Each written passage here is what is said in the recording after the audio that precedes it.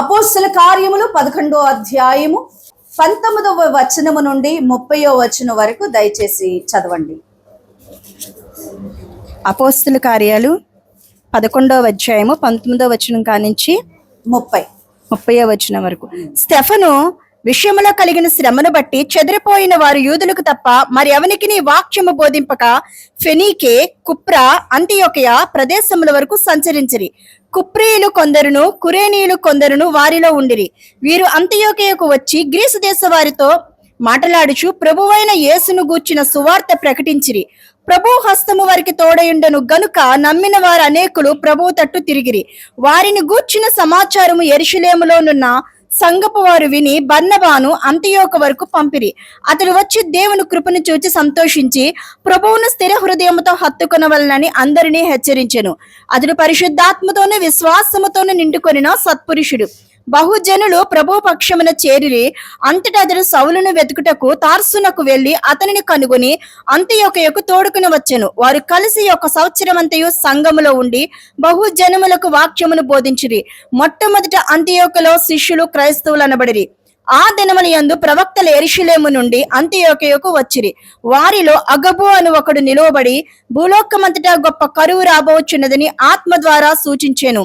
అది క్లౌదియా చక్రవర్తి కాలమందు సంభవించెను. అప్పుడు శిష్యులలో ప్రతి వాడును తన శక్తి కొలది యూదయాలో కాపురమున్న సహోదరులకు సహాయము పంపుటకు నిశ్చయించుకొనెను. అలాగున చేసి బర్నబా, సౌలు అని వారి చేత పెద్దల యొద్దకు దానిని పంపిరి. యేసే నామానికి మహిమ కలుగును గాక.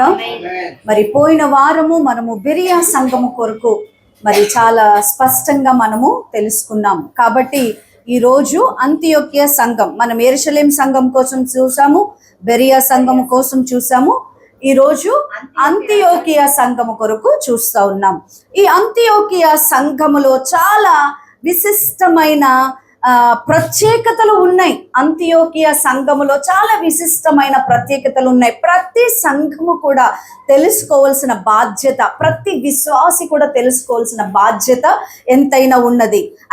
అయితే ఈ యొక్క అంతియోకియా సంఘము కోసం మీరు బైబిల్ను లాస్ట్లో మీరు పేజీ చూసినట్లయితే అపోస్తలుడైన పౌలు యొక్క మిషనరీ జర్నీస్ని మీరు అక్కడ చూడగలరు. సువార్త దండయాత్రలను మీరు చూసినట్లయితే యెరూషలేము అనేది ఒకటి మీకు కనిపిస్తూ ఉంటది. వెనకాల చూడండి మ్యాప్స్ లో మరి మిషనరీ అపోజిన పౌలు తిరిగిన ప్రదేశములు లేకపోతే మిషనరీ జర్నీస్ అని రాయబడి ఉంటుంది. యెరూషలేము నుండి మీకు అక్కడ పైకి ఇట్లాగా వెళ్తే అంతియోకియా కనిపిస్తుందా? పైన అంతియోకియా కనిపిస్తుంది చూడండి.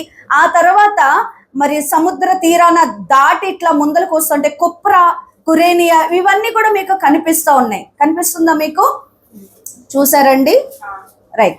అయితే దేవుని ప్రియమైన బిడ్డలారా, ఈ రోజు అక్కడ మీకు కనిపిస్తున్న అంతియోకియా అనే సంఘము కోసము నేను మీకు చెప్పబోతా ఉన్నాను. అయితే దేవుని ప్రియమైన బిడ్డలారా, మొట్టమొదటిగా అంతియోకియా సంఘము అందరినీ ఏ భేదము లేకుండా అందరినీ ఆహ్వానించే సంఘముగా ఉండి ఉన్నది. ఆమేన్. ఏ భేదము లేకుండా అంతియోకియా సంఘము కోసం మనము చదువుతున్నప్పుడు మనము నేర్చుకోవాల్సిన విషయం ఏంటి? అలనాడు ఆది సంఘము ఏమి చేసింది అంతియోకియాలో అని అంటే మరి అందరినీ కూడా ఆహ్వానించినది. అయితే ఈ అంతియోకియా సంఘము కోసం తెలుసుకునే మునుపు దీని బ్యాక్గ్రౌండ్ని ఒకసారి మనం తెలుసుకుందాం. 300 BCలో 300 BCలో సెల్యూసిడ్ 1 అనే మహారాజు, ఈయన అలెగ్జాండర్ పరిపాలన. అలెగ్జాండర్ తెలుసు కదా మీ అందరికీ, హిస్టరీ బుక్స్ లో కూడా మీకు కనిపిస్తుంది. అలెగ్జాండర్ చనిపోయిన తర్వాత ఆయన రాజ్యము 4 దిశలుగా విభాగింపబడినది. అయితే సెల్యూకస్ అనే అతను కూడా ఈ 4 జనరల్స్ లో ఆయన ఒక జనరల్. అయితే ఈయన మరి అంతియోకియా ప్రాంతాన్ని కనుగొని అక్కడ మరి గ్రీక్ కల్చర్ అంతటిని కూడా, అంటే దీన్ని హెలనైజేషన్ అంటారు. ఏంటి హెలనైజేషన్ అంటే? గ్రీకు భాషను చెప్పటం, గ్రీకు దేవుళ్లను తీసుకురావటం, గ్రీక్ కల్చర్ని అక్కడ పెట్టటం. చూడండి, ఆంధ్రప్రదేశ్ వాళ్ళకి ఒక కల్చర్ ఉంది కదా, ఒక సాంప్రదాయం ఉన్నది కదా, అట్లాగే గ్రీకు యొక్క సాంప్రదాయాలను అక్కడ నేర్పించడం, అక్కడికి తీసుకొచ్చి మొట్టమొదటిగా ఆ ప్రాంతాన్ని కనుగొన్నారు. అయితే 64వ ఏడీలో మరి మన క్రైస్తవులు లేకపోతే క్రీస్తును అంగీకరించిన యూదులు ఆ ప్రాంతానికి చెదిరిపోయి వలస వెళ్ళారు. అర్థమవుతుందా? అప్పటి వరకు క్రైస్తవం లేదు.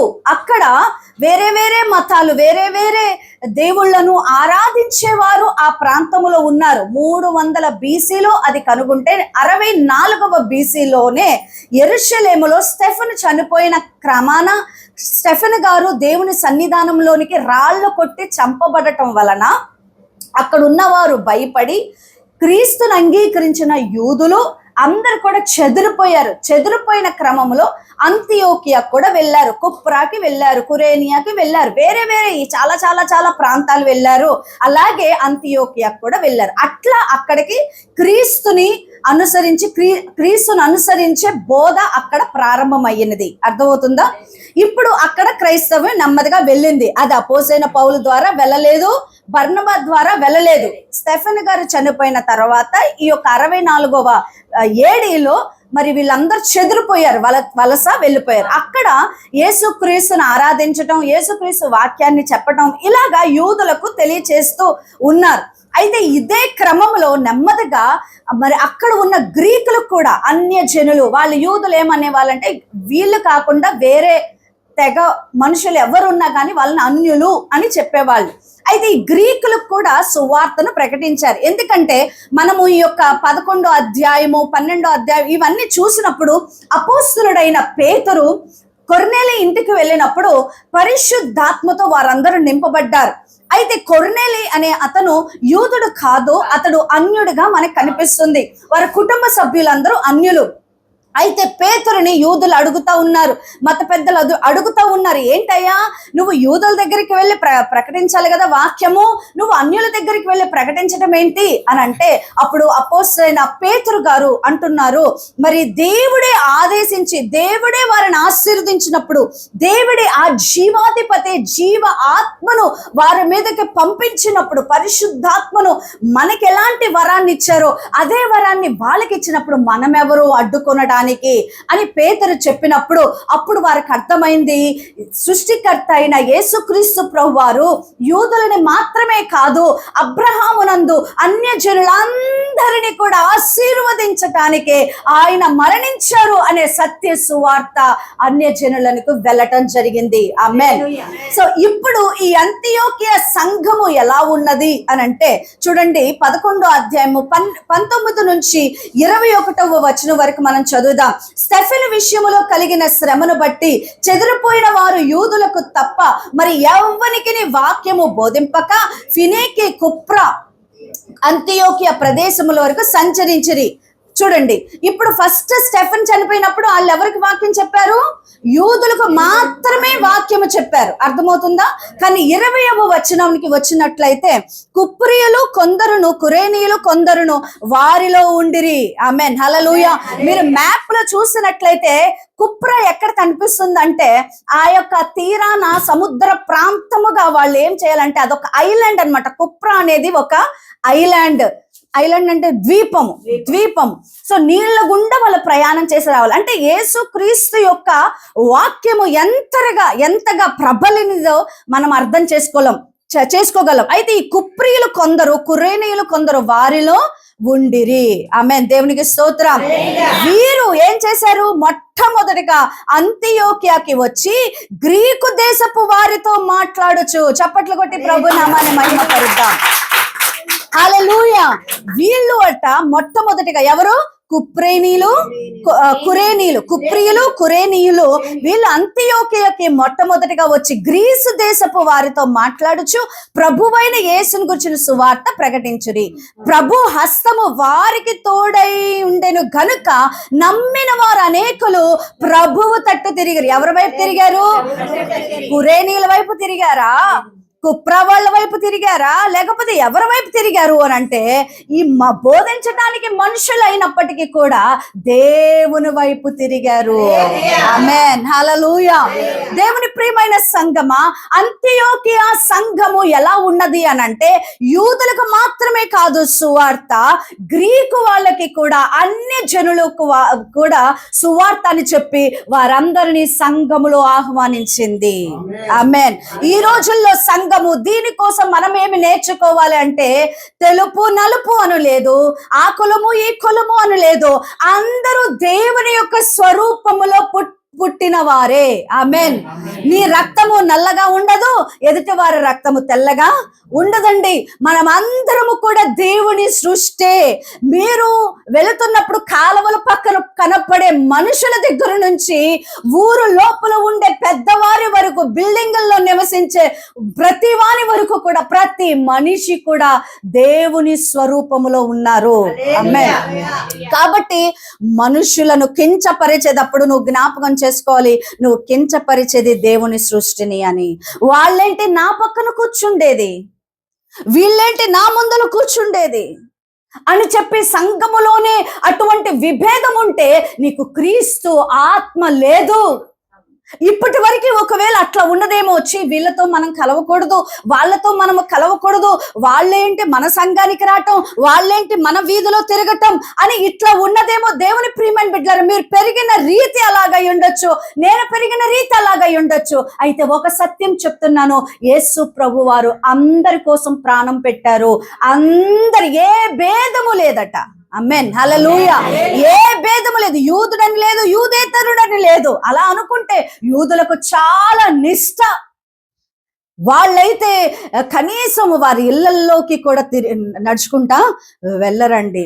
అయితే యేసుక్రీస్తు ప్రభు వారు ఒకరోజు సీమోను ఇంట భోజనం చేస్తున్నప్పుడు స్త్రీ వచ్చి ఆయన పాదాలు పట్టుకుంటే ప్రజలేమనుకుంటున్నారు, ఈమె పాపి కదా, ఈయన పరిశుద్ధుడు అని చెప్తున్నాడే, ఈ పరిశుద్ధుడు పాదాలు పట్టుకుంటుందేంటి, ఈమె పాపి కదా అని అంటే, యేసుక్రీస్తు ప్రభువారు ఆమెను అంగీకరించినట్లు మనం చూస్తున్నాం. ఆమేన్, హల్లెలూయా. ఎవ్వరు కూడా మనుషులు పాపి పాపి పాపి అనొచ్చు, కానీ దేవుడు ఆ పాపినే అంగీకరిస్తున్నాడు. సమరయుల దగ్గరికి అస్సలు వెళ్ళరు యూదులు. సమరయులు అంటే వెలివేయబడిన వారు, సంక్ర జాతి వాళ్ళకి యూదులకి వాళ్ళకి అస్సలు పడనే పడదు.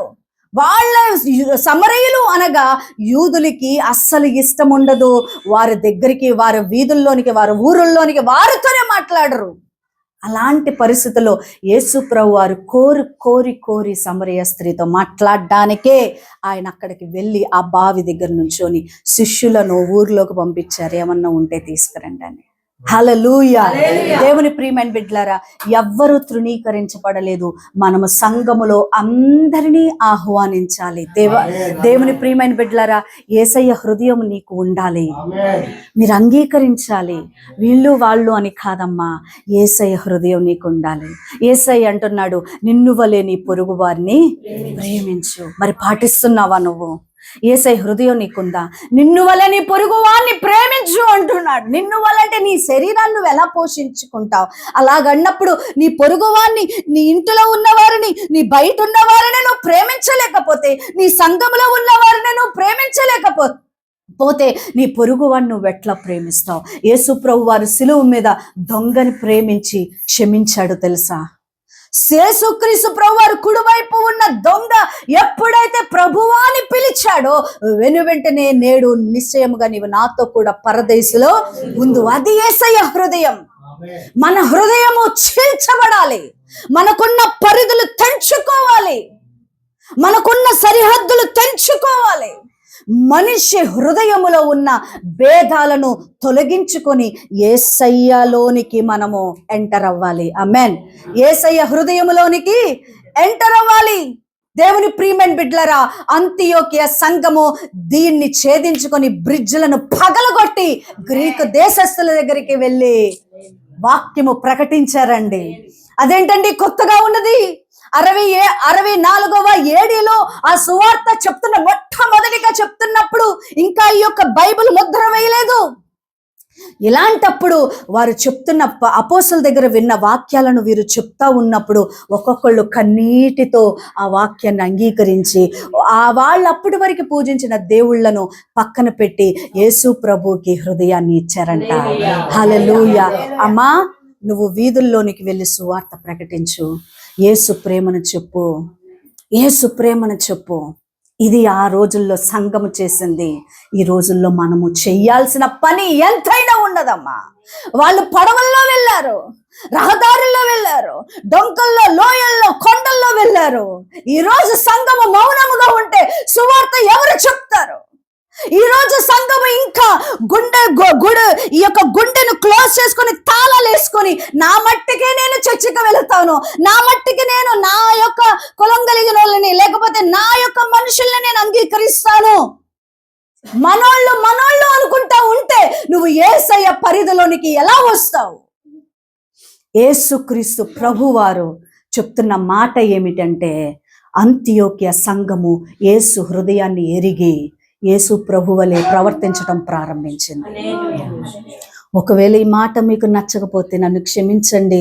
ఏంటి అని అంటే, వీళ్ళు వాళ్ళు అని ఇంకా నీ హృదయంలో ఉంటే మీతో ఒక మాట చెప్తున్నాను, నువ్వు యేసయ్య బిడ్డవి, యేసయ్యలాగా ఉండటానికి ప్రయత్నించు. ఎందుకంటే యేసు రాజ్యంలోనికి మనం వెళ్ళాలి. అక్కడ నువ్వు నేను అంటే కుదరదు. ఆ యేసయ్య రాజ్యము, దేవుని యొక్క రాజ్యము, దేవుని దగ్గరికి వెళ్ళేటప్పుడు ఆ పరలోక రాజ్యము ఎలా ఉంటది అని అంటే, యేసు అందరినీ ప్రేమించాడు, ఏ భేదము లేదు. అందరూ పాపము చేసి దేవుడు అనుగ్రహించు మహిమను పొందలేకపోతున్నారు. శత్రువుని ప్రేమించలయ్యా, వీరేమి చేయుచున్నారో వీరెరుగరు గనక వీరిని క్షమించండి. నిన్నే ఒక ఆడియో రికార్డ్ చేసుకున్నాను, మిషనరీ, ఉమెన్ మిషనరీస్ అని చెప్పి. ఎందుకంటే నేను చదువుతున్నప్పుడు నా రక్తము ఉడికిపోతా ఉంటది అనమాట. నేను ఏదో ఒకటి చేయాలి, దేవుని రాజ్యం కొరకు, దేవుని సంఘం కొరకు something I have to do. ఇంత 1800 కాలములోనే ఒక స్త్రీ వచ్చి ఇలా భారతదేశానికి వచ్చి ఇంత రివైవల్ తీసుకొచ్చినప్పుడు నేనెందుకు చేయకూడదు అని నేను రాత్రి నిన్నంతా అసలు నిద్ర పట్టలేదండి. నిన్న 12 వరకు కూడా నిద్ర పట్ల. 2 వీడియోలు చేసుకున్నా. ఒక వీడియో ఈ రోజు ప్రేయర్ రిక్వెస్ట్ ఒకటి పెట్టాను. రెండో వీడియో అదే మన యాంటీ కన్వర్షన్ బిల్ మీద అందరూ ప్రార్థన చేయండి అని చాలా మందికి నేను పంపించడం జరిగింది. చాలా మంది మేము ప్రార్థన చేస్తాం సంఘాలను, మనం కూడా ఈరోజు చేద్దాము. అయితే దేవుని ప్రియమైన బిడ్డలారా, ఇంకొకటి కూడా చేశాను. అది ఏంటంటే, ఆమీ కార్మైకిల్ అని చెప్పి ఒక స్త్రీ, ఒక మహిళ మిషనరీ, ఆమె కోసం నేనంతా చదువుతా ఉన్నాను, నిద్ర పట్టలేదని చెప్పి చదువుతా ఉంటుంటే ఒక రకమైన ఒక రకమైన రివైవల్ అన్నమాట, ఉజ్జీవం. ఏమిటి అని అంటే, ఇక ఆమె ఆ దేవునికి అంకితం చేసుకొని యేసుక్రీస్తు యొక్క సువార్తను ఆమె భారతదేశము తమిళనాడులో దిగినప్పుడంట టెంపుల్ ప్రాస్టిట్యూషన్ జరుగుతూ ఉన్నది. ఏమంట పర్వాలేదు, టెంపుల్ ప్రాస్టిట్యూషన్ జరుగుతూ ఉన్నది. అంటే దీన్ని ఏమంటారంటే, ఆ రోజుల్లో తమిళనాడులో ఈ యొక్క చిన్న బాలికలు, అప్పుడప్పుడే మెచ్యూర్ అయిపోయిన బాలికలను తీసుకెళ్లి మొట్టమొదటిగా వారిలో ఉన్న శాపాలు పాపాలు పోవటానికి ఆ యొక్క పూజారులు ఎవరైతే ఆ యొక్క గుడిలో మరి ఆ పూజలు చేస్తూ ఉంటారో ఆ పూజారుల దగ్గరికి పంపబడాలి. అయితే ఒక పిల్ల ఈమె అక్కడ ఎంటర్ అయింది. నెమ్మదిగా ఆమె స్థావరం పెట్టుకొని యేసు ప్రభు యొక్క ప్రేమను చెప్పటానికి ప్రార్థన చేసుకుంటుందంట. నా దర్శనం ఏంటి ప్రభువా, భారతదేశంలో నాకు చెప్పు అని అన్నప్పుడు అప్పుడు ఆమె దగ్గరికి ఒక పాప పరిగెత్తుకుంటూ వచ్చి, నేను ఈ యొక్క టెంపుల్ ప్రాస్టిట్యూషన్ నేను చేయలేను, నేను తప్పించుకొని వచ్చాను అని చెప్పినప్పుడు ఆమెకి ఉన్న దర్శనము ఏమిటి అంటే, అలాంటి బాలికలను కాపాడటానికి ఆమె ఒక ఆశ్రమము పెట్టి 1000 మందిని కాపాడిందంట. హల్లెలూయా. వాళ్ళందరికీ కూడా విద్యను నేర్పించిందంట. అలనాడు ఆడపిల్లలు విద్య నేర్చుకోకూడదు. అలనాడు ఆడపిల్లలు విద్యను నేర్చుకోకూడదు. అలాంటి ఆడపిల్లలకి విద్యను నేర్పించి 1000 మందికి పైగా ఆమె రక్షించి కేవలము ఆడపిల్లలని సంరక్షించిందంట. హల్లెలూయా. యేసయ్య ఎందుకు కాదమ్మా నిన్ను కొన్నది, నువ్వు స్వతంత్రురాలుగా ఉండాలి అని చెప్పి బానిసత్వము నుంచి విడిపించింది ఒకే ఒక్క స్త్రీ. ఆమేన్. ఎక్కడి నుండి వచ్చింది ఆమె? ఎక్కడో లండన్ నుంచి వచ్చింది. ఆమెకి భారతదేశంలో ఉన్న ప్రేమ. ఎందుకు వచ్చింది ఈ ప్రేమ అని అంటే దేవుని ప్రేమ.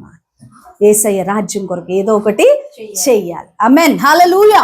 దేవుని ప్రియమైన బిడ్డలారా, మొట్టమొదటిది ఆ అంతియోకియ సంఘము ఏ భేదము లేకుండా అందరినీ ఆహ్వానించింది, అందరికీ సువార్త ప్రకటించింది. రెండవది 26వ వచనం, 26, వారు కలిసి 1 సంవత్సరం అంతయు సంఘములో ఉండి బహుజనములకు వాక్యమును బోధించిరి. మొట్టమొదట అంతియోకియాలో శిష్యులు క్రైస్తవులు అనబడిరి. చప్పట్లు కొట్టి ప్రభు నామాన్ని మహిమపరుద్దాం. చాలు. హల్లెలూయా. మొట్టమొదటిగా అక్కడ క్రైస్తవులు అనబడ్డారు అని అంటే ఈ యొక్క సంఘము సంవత్సరం అంతయు సంఘములో ఉండి బహుజనులకు వాక్యమును ఏం చేశారట? బోధించారు. బోధించడం అంటే ఏంటి? బోధ అంటే ఏంటి? టీచింగ్. బోధ అంటే ఏంటి? టీచింగ్. ప్రీచింగ్ అంటే ఏంటి? టీచింగ్ వేరు, ప్రీచింగ్ వేరు. ప్రీచింగ్ అంటే ప్రసంగించటం, టీచింగ్ అంటే బోధించటం. అర్థమవుతుందా మీకు? మీ స్కూల్ తరగతుల్లో టీచింగ్ అంటే first lesson, second lesson, third lesson కదా. ప్రీచింగ్ అంటే అలా కాదు. ఒక 40 నిమిషాలు, ఒక గంట సేపు, ఒక 30 నిమిషాలు సారాంశాన్ని, యేసుక్రీస్తు సారాంశాన్ని చెప్పటం, ప్రసంగించటం, ఒక అంశాన్ని తీసుకొని ప్రసంగించటం. ఆమేన్. అయితే దేవుని ప్రియమైన బిడ్డలారా, బోధించటం ఎన్ని రోజులు బోధించారంట? అట్లా సంవత్సరం బోధించారంట. యేసయ్య నామానికి మహిమ కలుగును గాక. ఇంకో మాటలో చెప్పాలంటే 1 సంవత్సరం బైబిల్ ట్రైనింగ్ చేశారని అర్థం. అంటే ఎట్లా చేశారు? అంశాల వారీగా, లెసన్ల వారీగా. వీళ్ళు సంవత్సరం అంతా కూడా నాకు తెలిసి పగలంతా పనికి వెళ్ళిపోయి ఇక సాయంత్రం ప్రతిరోజు వాక్యం స్పష్టంగా తెలియజేస్తుంది. ప్రతిరోజు సంవత్సరం అంతా అంటే ఇంకెక్కడ కూడా గ్యాప్ లేకుండా వీళ్ళు ఆశగా పుస్తకాలు, పెన్నులు తెచ్చుకొని సంఘంలోకి వచ్చి కూర్చుంటే సంవత్సరం అంతా కూడా వాక్యాన్ని బోధించారంట. ఎవరు చెప్పారట? ఇప్పుడు ఇక్కడికి అపోస్తలుడైన పౌలు తర్వాత బర్నబా ఎలా వచ్చారంటే యెరూషలేములోనికి వర్తమానం పంపబడింది. అది ఏంటి అనంటే అంతియోకియాలో ఇలాగ క్రైస్తవులు చక్కగా కూడి ప్రభువుని స్తుతిస్తున్నారు. అక్కడికి వెళ్ళి ఇంకా వాక్యములో వాళ్ళని బలపరచాలి, వాళ్ళకి ఇంకా మంచి ట్రైనింగ్ ఇవ్వాలి. అలాంటి సంఘంలోనికి వెళ్ళి ఇంకా వాక్యం మనం చెప్పగలిగితే ఈ యొక్క సంఘము మరి అద్భుతంగా దేవుని కొరకు మరి ఉంటది అని చెప్పినప్పుడు అక్కడ ఈ యొక్క సౌలుని అలాగే ఫస్ట్ బర్నబా వెళ్ళారు. బర్నబా వెళ్ళిన తర్వాత మరలా సౌలు గారిని తీసుకువెళ్ళారు. సో ఇట్లాగా బర్నబా సౌలు గారు వెళ్ళి అక్కడ సంఘములో ఉండి సంఘములో సంవత్సరము పాటు బోధించటం ప్రారంభించారు. అలా బోధించటములో నుండి వాళ్ళల్లో ఉజ్జీవము కలిగినది, వాళ్ళలో వాక్య సందేశము కలిగినది. యేసుక్రీస్తు దైవత్వం మరి ఆ యొక్క గ్రీకు దేశస్థులు లేకపోతే అన్య జనులు మరి రక్షణ పొందాలి అనంటే సున్నతి చేయబడాలి అనే ఒక తప్పు బోధ అలనాడు వచ్చినది. ఎందుకంటే యూదులు ఇంకా సున్నతి చేయించుకుంటున్నారు. అయితే యేసుక్రీస్తు ప్రభువు వారు సున్నతి చేయబడితేనే వారు రక్షించబడిన వారు కాదు, విశ్వసిస్తే రక్షించబడిన వారు అనే విషయాన్ని అపోస్తలుడైన పౌలు ఆ యొక్క యెరూషలేము కౌన్సిల్లో ఆ యొక్క విభాగింపబడిన తర్వాత అపోస్తలుడైన పౌలు అలాగే బర్నబా ఇదే టీచింగ్ ని తీసుకెళ్లి గ్రీకు దేశస్థులకు అక్కడ తెలియజేశారు. ఆమేన్. ఇలాంటి సిద్ధాంత బోధలు మరి ఎన్నో బోధించటం వలన వాళ్ళల్లో ఉన్న డౌట్లు ఏవైతే ఉన్నాయో, సందేహాలు ఏవైతే ఉన్నాయో మొత్తము తీసేశారు. మరి కొంతమంది అన్నారు జ్ఞానం వలననే మనము పరలోకం వెళ్తాము, జ్ఞానము లేకపోతే పరలోకము వెళ్ళము అని కొంతమంది చెప్తా ఉన్నారు. దాన్ని నాస్టిసిజం అంటారనమాట. సో ఇలాంటి తప్పుడు బోధలు ఉన్న కాలములో సరి అయిన జ్ఞానం బోధించేవారు ఎవరు అని తెలుసుకొని బర్నబా పౌలు సంవత్సరం అంతా వారికి వాక్యము బోధించారు. ఇప్పుడు మీరు చదివిన లేఖనములో ఇది నేను వివరిస్తేనే కదా మీకు అర్థమవుతుంది. అవునా కదా? వివరిస్తేనే కదా మీకు అర్థమవుతుంది. అలాగా వాళ్ళు చదివిన లేఖనాలలో లేకపోతే వాళ్ళు విన్న వాటిలో సందేహాలు ఏమన్నా ఉన్నట్లయితే వారు ఆ సందేహాలను తీర్చుకున్నారు. దేవుని ప్రియమైన బిడ్డల శ్రద్ధగా వినాలి, వాక్యాన్ని శ్రద్ధగా వినాలి. ఇట్స్ ఓకే అమ్మా, అలా ఉంచి. అయితే దేవుని ప్రియమైన బిడ్డలారా, యేసుక్రీస్తు ప్రభువారు ఏవైతే బోధించారో అవే అపోస్తలులైన పౌలు, బర్నబా అక్కడ ఉండి బోధించారు. వాళ్ళకి ట్రైనింగ్ కరెక్ట్ గా ఇచ్చారు. వాళ్ళకి ప్రతి సిద్ధాంతం మీద పరిశుద్ధాత్మ దేవుడు అంటే ఎవరు, ఎందుకు మనకి అవసరం, ఇదివరకు లేని పరిశుద్ధాత్మ దేవుడు ఇప్పుడు ఎక్కడి నుండి వచ్చాడు అంటే పరిశుద్ధాత్మ దేవుని వరము వేరు, పరిశుద్ధాత్మ దేవుని ఫలము వేరు. పరిశుద్ధాత్మ మారు మనసు అంటే మారు మనసుకు తగిన ఫలమును ఫలించండి అంటే ఫలం అంటే ఏమిటి, పరిశుద్ధాత్మ ఫలము ఎలాగ మన జీవితాల్లో పనిచేస్తుంది, ఇవన్నీ కూడా డిఫరెంట్ సెగ్మెంట్స్ ఆఫ్ టీచింగ్స్ అన్నమాట. ఇవన్నిటిని కూడా బోధిస్తూ ప్రతి సిద్ధాంతం యేసుక్రీస్తు రెండవ రాకడ కోసం, యేసుక్రీస్తు రాకడ వచ్చేటప్పుడు ఎలా జరుగుతాయి, ఎలా సూచనలు ఉంటాయి, ఆయన మేఘారుడ ఎలా రాబోతున్నాడు, క్రైస్తవులకున్న నిరీక్షణ ఏంటి, క్రైస్తవులకి ఇస్తానన్న నిత్య జీవము ఎలా ఉంటుంది, వారు ఎట్లా అనుభవిస్తారు, అక్షయ శరీరం అంటే ఏంటి, మరి ఈ యొక్క మత్యమైన శరీరం అంటే ఏంటి అని ఇట్లాగా అనేకమైన అంశాల మీద సంవత్సరము పాటు వారు వాక్యము బోధించారు. వాక్యము అంతియోక్య సంఘము చాలా శ్రద్ధగా విన్నది. వినటం మాత్రమే కాదు, హృదయములో అంగీకరించుకున్నది. అయితే ఈ రోజు దీన్ని బట్టి మనం ఏం నేర్చుకుంటున్నామంటే ప్రతి దినము కూడా మనము దేవుని వాక్యాన్ని చదవాలి. అంత మాత్రమే కాదు, ప్రతి సంఘములో బైబిల్ స్టడీ అన్నది చాలా ఇంపార్టెంట్. ఆమేన్. మనకి ఎవ్రీ సెకండ్ ట్యూస్డే, రెండవ మంగళవారం మనకి ప్రేయర్, ఫాస్టింగ్ ప్రేయర్ పెట్టుకుంటా ఉన్నాం. ఆల్ నైట్ ప్రేయర్ అంటే రెండవ శనివారం అనుకున్నాం కదా, మరి శనివారం నాకు ఇక్కడికి రావటానికి కుదరట్లేదు కాబట్టి రెండవ మంగళవారం అని నేను హృదయంలో డిసైడ్ అయ్యాను. ఎందుకంటే ఆ ఫెలోషిప్ నేను మీతో ఉంటే ఖచ్చితంగా మీరు కూడా వాక్యంలో బలపడతారు. ఎవరింట్లో వాళ్ళు ఉండే వాట్సాప్లో కనెక్ట్ అవుదాం. ఫాస్టింగ్ ఉండే వాళ్ళు ఉండండి, ఆర్ఎల్స్ లేకపోయినా ప్రార్థనలో అయితే పాలు పంపులు పొందండి. ఈ విషయాన్ని మరలా మీకు అప్డేట్ గ్రూప్లో చేస్తాను. కాబట్టి దేవుని ప్రియమైన బిడ్డలారా, ఈ వాక్యాలని కొన్ని సెగ్మెంట్స్గా మనం తీసుకొని వాక్యము బోధించాలి. ఆమేన్.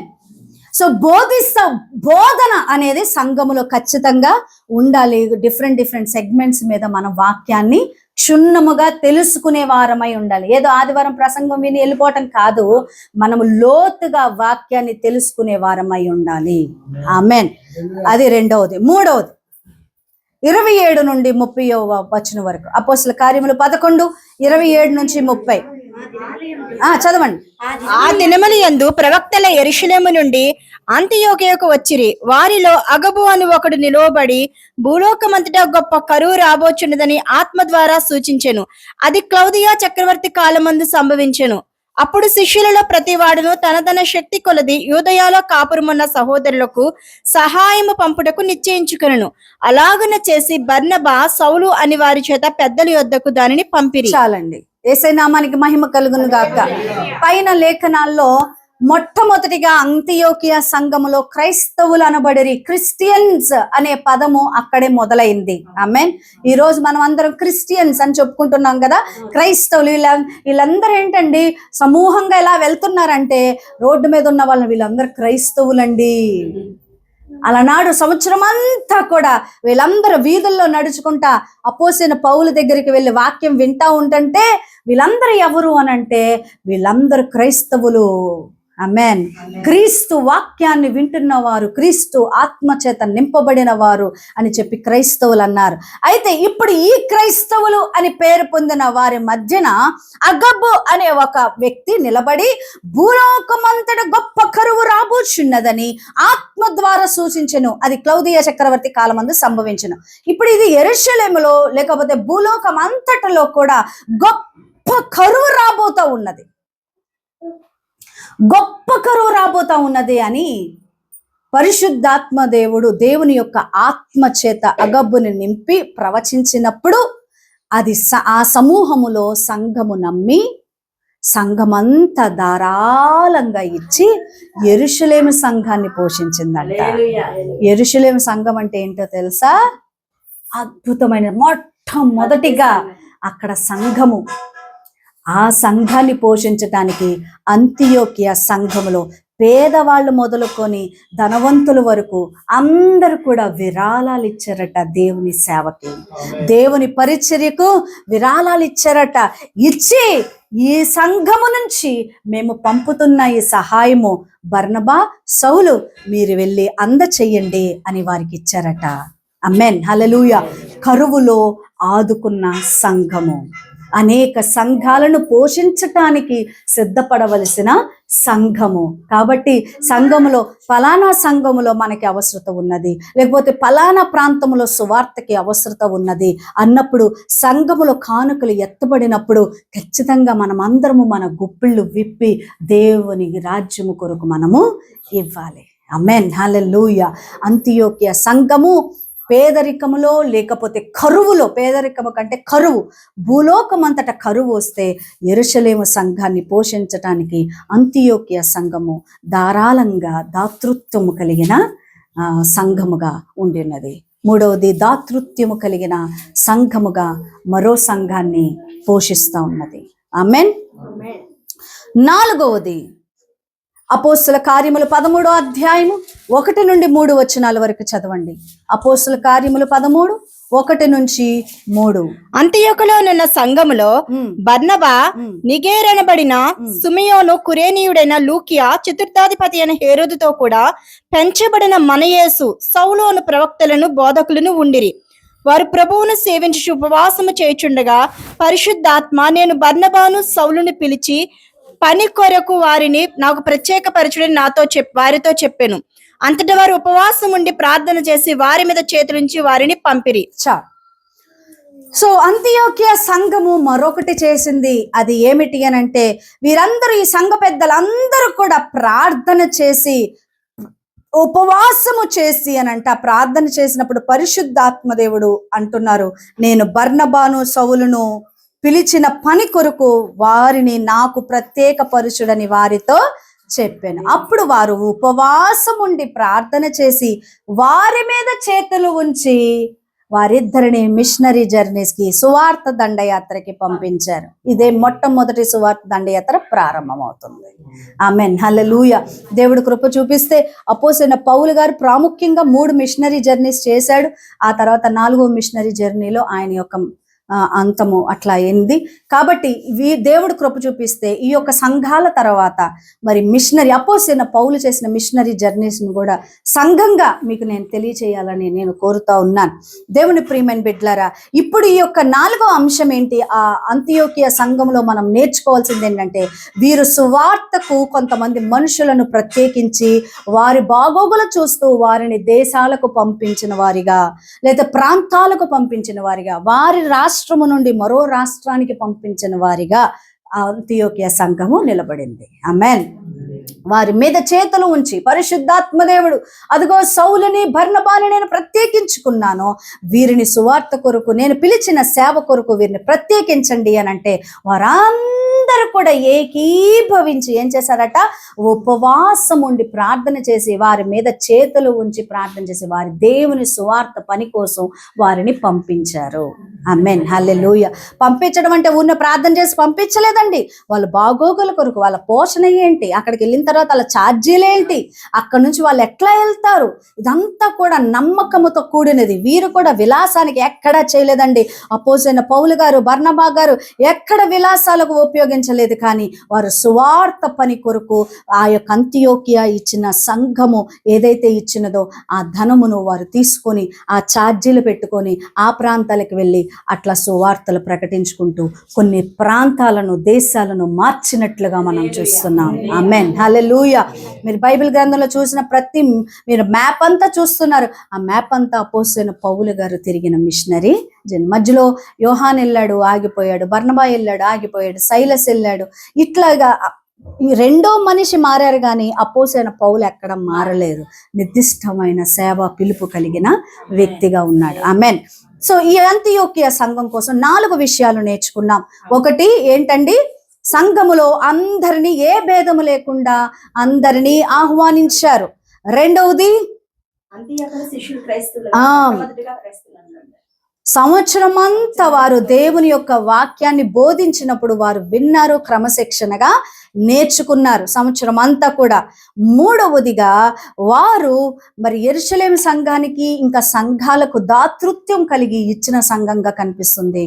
నాలుగవది దేవుని సువార్త పనికి దండయాత్రకి పౌలుని బర్నబాను పంపించిన వారుగా, మిషనరీస్ని పంపించే ఒక సంఘంగా. అలాంటి మిషనరీస్ని మనం చాలా చూస్తున్నాం. లండన్ మిషన్ సొసైటీ అని, బ్యాప్టిస్ట్ మిషన్ సొసైటీ అని, ఇట్లా చాలా మంది సొసైటీస్ వీళ్ళు ఏం చేస్తారంటే కొంతమందిని మిషనరీస్ని ట్రైనింగ్ ఇచ్చి భారతదేశానికి, ఐరోపియా ఖండానికి, తర్వాత చైనాకి, ఇట్లా చాలా చాలా ప్రాంతాలకు ఇలాంటి మిషనరీ సొసైటీస్ ఏం చేస్తారు అంటే మిషనరీస్ని పంపించి వాళ్ళ బాగోగులు తెలుసుకుంటూ, వాళ్ళు అక్కడ వెళ్తున్న వేదనలు తెలుసుకొని ఉత్తరాలు రాస్తున్నప్పుడు, ఇట్లాగా కొన్ని మిషనరీ సొసైటీస్ ఈ అంతియోక్య సంఘం ఇలాంటివి చూసే వారందరూ కూడా ఇలాంటి సొసైటీస్ని పెట్టి ఈరోజు విలియం కేరీ భారతదేశానికి వచ్చి ఇంత బైబిల్ని ప్రచురం చేశారు అని అంటే కారణం ఏంటంటే లండన్ మిషనరీ సొసైటీ ఆయనకి సపోర్ట్ చేయడం బట్టే ఆయన భారతదేశానికి వచ్చి ఈరోజు మన చేతుల్లో ఉన్న బైబిల్ తర్జుమా చేసింది విలియం కేరీ గారు. ఆమెన్, హల్లెలూయా. ఎంతో త్యాగపూరితమైన సమర్పణ కలిగి చేశారు. దేవుని ప్రియమైన బిడ్డలారా, సంఘంగా ఈరోజు మనము నేర్చుకున్నవి ఏంటంటే అనేక మందికి మనము కూడా యేసు శరీరంలోనికి వారిని తీసుకురావాలి, దాతృత్వం కలిగి ఉండాలి, మనము సంఘములో ట్రైనింగ్ ఇచ్చి పంపించే వారముగా మనము ఉండాలి అని దేవుడు మనకు ఈ అంతియోక్య సంఘం నుంచి నేర్పిస్తున్నారు. మోకరించి ప్రార్థన చేసుకుందాం. ప్రభువా, నీ హృదయము నాకు దయచేయండి. అయ్యా తండ్రి నాయన, నిన్ను వలె నీ పొరుగు వారిని ప్రేమించు అని నీ వాక్యం సెలవిస్తూ ఉన్నది. ఎట్లా ప్రేమించుచున్నానయ్యా? అయ్యా, నన్ను నేనే కొన్నిసార్లు ద్వేషించుకున్నాను. ఏమి బతుకు, ఏమిటి ఈ యొక్క జీవితం అని నన్ను నేనే తిట్టుకుంటున్నానేమో. నన్ను క్షమించండి ప్రభువా. నీవు ఇచ్చిన ఈ విలువైన జీవితాన్ని అయ్యా తండ్రి నీ నామ మహిమార్థమై నేను జీవించినట్లు కృప దయచేయండి ప్రభువా. ఎందుకు వచ్చిన బతుకు అని అనుకుంటా ఉండి కాలక్షేపం చేస్తున్న జీవితాలలో అయ్యా రివైవల్ని పుట్టించండి, అయ్యా ఉజ్జీవాన్ని పుట్టించండి నా తండ్రి ప్రభువా. అయ్యా, ఇక నేనే నా కోసం ఇలా అనుకుంటే నా పొరుగు వారికి నేను ఎప్పుడు నీ ప్రేమను చెప్తానయ్యా. అయ్యా, నా ఇంటి వారికి నేను ఎప్పుడు చెప్తానయ్యా. ప్రభువా, కృప చూపించు, ఓర్పును దయచేయి, సహనాన్ని దయచేయి అయ్యా. ఓర్పుని నాలో పుట్టించు ప్రభువా. నీ పరిశుద్ధాత్మ ద్వారా నాకు ఓర్పును పుట్టించండి నాయన, సహనాన్ని పుట్టించండి నాయన. శ్రమలకు తాలునట్లు కృపను గ్రహించు నాయన. అగ్ని లాంటి శోధనలు వచ్చినప్పుడు నిలబడటం మాకు నేర్పించండి ప్రభువా. అగ్ని లాంటి శోధనల్లో మేము నిలబడటం నేర్పించండి నాయన. ఏమి తిందుమా, ఏమి త్రాగుదమా, ఏమి ధరించుకుందామా అని ఇవే చింత కాదయ్యా. అయ్యా తండ్రి, నా కుటుంబము, నా భర్త, నా భార్య, నా పిల్లలు అనుకుంటూ జీవితాన్ని కాలక్షేపం చేస్తున్నానేమో. ఇక నీ పని నేను ఎప్పుడు చేస్తానయ్యా? అలనాడు అంతియోక్య సంఘం అలా చేయలేదయ్యా. సంవత్సరం అంతా నీ పాదాల దగ్గర నేర్చుకొని అయ్యా, ఉజ్జీవములో నుండి పుట్టిన దాతృత్వం, ఆ ఉజ్జీవములో నుండి పుట్టిన మిషనరీస్ అయ్యా. మొట్టమొదటిగా మిషనరీస్ పంపించడానికి ఈ రోజు మిషనరీస్ భారతదేశాన్ని తలకిందులు చేశారయ్యా. ఈ రోజు మిషనరీస్ ఆఫ్రికా ఖండాన్ని డేవిడ్ లివింగ్స్టన్ అనే మిషనరీ తలకిందులు చేశాడయ్యా. ప్రభువా తండ్రి నాయన, జేమ్స్ చాల్మర్స్ అనే ఆయన పాపువా న్యూగినియా అనే ప్రాంతాన్ని నా తండ్రి నాయన తలకిందులు చేస్తే, సువార్త కొరకు ప్రభు ప్రకటించి ప్రాణాలను త్యాగము చేస్తే మేమేమి చేస్తున్నాము? ఈరోజు నిమ్మకు నీరెత్తలాగుంటున్నామేమో నాయన. మమ్మల్ని క్షమించండి ప్రభువా. నీ వాక్యము మేము తెలుసుకున్న వారముగా, నీ వాక్యాన్ని చదువుకుంటున్న వారిగా, నీ వాక్యమే మాకు బలమయ్యా, నీ వాక్యమే మాకు శక్తి అయ్యా. మా నరాల్లో నా తండ్రి నీ వాక్యమే అయ్యా. ఓ ప్రభువా, నీకు వందనములు. ఓ ప్రభువా, నీకు స్తోత్రములు. ఓ ప్రభువా తండ్రి, నీకు వందనములు, స్తోత్రం. హెచ్కేల్తో అంటున్నావు, నరపుత్రుడా, ఈ ఎముకలు బ్రతకగలవా? ఈ ఎండిపోయిన ఎముకలు బ్రతకగలవా అంటే ప్రభు, ఓ ప్రభు, అది నీకే తెలియని హెచ్కేల్ అన్నాడు. నీకే తెలియను ప్రభు అన్నప్పుడు జీవ ఆత్మను వారి మీదకు పంపమంటున్నావు. ప్రవచించమన్నప్పుడు నాయన జీవాత్మ రానంగానే ప్రభు ఎండిన ఎముకల లోయ సైన్యముగా మారినది నా తండ్రి నాయన.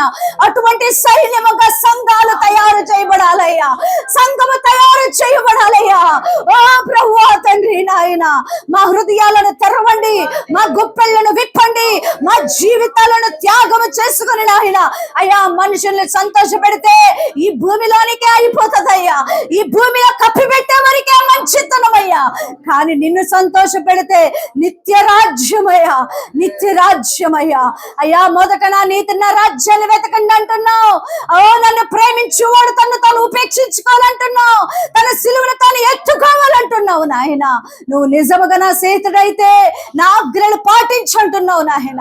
నీ ఆజ్ఞలు పాటించు వారముగా మా కుటుంబాన్ని మాత్రమే కాదు, మా ఇరుగు పొరుగు, మా ప్రాంతాలు, మా ఊరులు, మా గ్రామాలు అయ్యా అంతటికి కూడా అయ్యా మేము ప్రభువా తండ్రి నాయన యేసయ్యా తండ్రి అయ్యా తండ్రి వారికి చెప్పు వారముగా మేము ఉండుటకు కృపను అనుగ్రహించమని అడుగుతూ, నీ హృదయాన్ని మేము కలిగి ఉండి జీవించే కృపను దయచేయమని అడుగుతూ యేసుక్రీస్తు అతి పరిశుద్ధ నామమున వేడుకుంటున్నాము తండ్రి. ఆమేన్. అందరూ కూర్చోండి. బల్లారాధనలోనికి మనం వెళ్ళిపోదాం ఆలస్యం చేయకుండా. ప్రభు మన జీవితాల్లో